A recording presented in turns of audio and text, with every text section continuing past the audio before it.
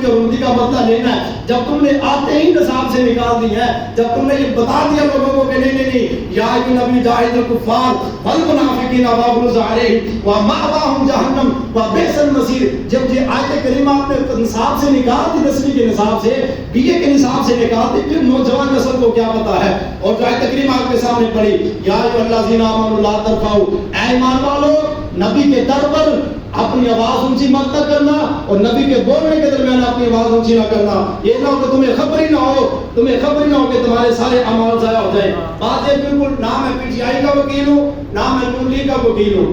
ہاں جی، وہ وزیر اطلاعات بی بی مریم اورنگزیب، ان کی توہین کی گئی ہے مدینہ پاک کے سامنے، چور چور کے نعرے لگائے گئے، تم نے سیاسی کھانا بنا لیا ہے۔ پی ٹی آئی والوں سنو، عمران مت بچاؤ، اپنا ایمان بچاؤ، رسول اللہ کے دین کے سامنے، آپ کے پیارے روزے کے سامنے تم نے سیاست کا کھانا بنا دیا ہے۔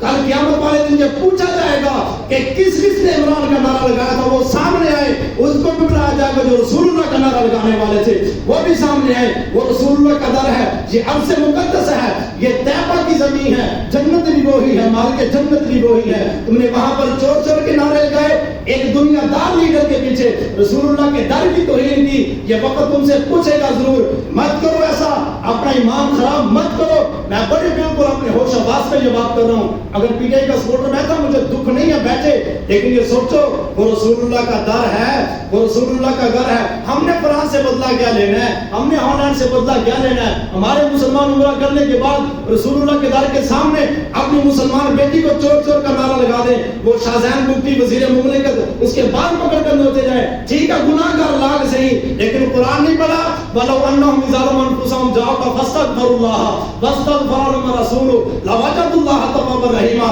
اے مسلمانوں، جب اپنی جان پر ظلم کر لو تو محمد مصطفیٰ کے دربار میں جھک جایا کرو، اگر لاکھ گناہ گار صحیح، لاکھ کرت صحیح، لیکن یہ دیکھو محمد مصطفیٰ کے دربار پر سلام کرنے آئے تھے۔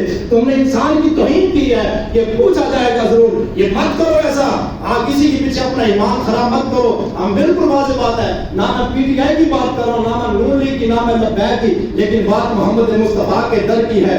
ایسا نہ کرو، وہ کہتے ہیں نا کہ سب ڈنگے ٹرتے سپا نو کوئی ڈنگ نہیں ہوندے، آرا نال پچاکر چگنا دے سر سنگ نہیں ہوندے۔ جو مرضی کسی کو سمجھاؤ، ان کو سمجھ نہیں آئے گی، ان کو قرآن سمجھ نہیں آئے گا۔ اب وہ کہتے ہیں لبیک والے کدھر ہے؟ اور میں کہ جناب لبیک کا مسئلہ نہیں ہے کہ بذات تم نے خود کیا رسول اللہ کے دربار میں، ہم تمہیں کیا کہیں؟ آج وقت ہے تم باز آ جاؤ، ساری قوم پر یہ واجب ہو چکا ہے کہ شامن توبہ کرے فوراً۔